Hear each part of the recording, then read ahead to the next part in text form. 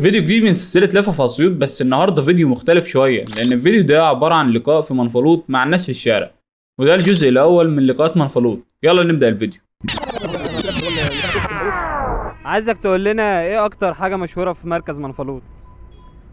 ما هو كان انا زي ما قلت لك، هو اللي كان مشهور في مركز منفلوط زراعة الرمان، وانتقل بعد كده راح ساحل سليم. طب حاليا ايه اللي مشهور؟ حاليا اللي مشهور، انما هو ده اللي كان مشهور فيها اساسا هنا زراعة الرمان. عايزك تقول لنا ايه اكتر حاجة مشهورة في مركز منفلوط؟ مركز منفلوط مشهور بزراعة الرمان والعسل الأبيض. هو مش الرمان ساحل سليم والبداري؟ وهنا برضه هنا الأساس. مين الأول؟ هنا منفلوط. هنا منفلوط؟ أي.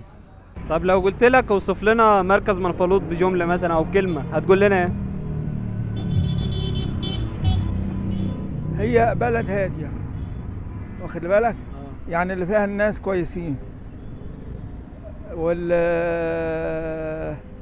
والمركز مع ان في بعض الاصلاحات فيها كتيرة هنا عايزة ايه، يعني عايزة داخل البلد نفسها كان في الزمن مسفلة، حاليا ما فيش سفلة خالص. الحقونا الحقونا الحقونا الحقونا، احنا الاول كنا بنقول يا تلحقونا يا ما تلحقوناش. كده يكون الفيديو خلص. منشن لصاحبك اللي عايز يطلع في فيديو حتى لو من مركز تاني. استنى الجزء التاني من لقاءات منفلوط.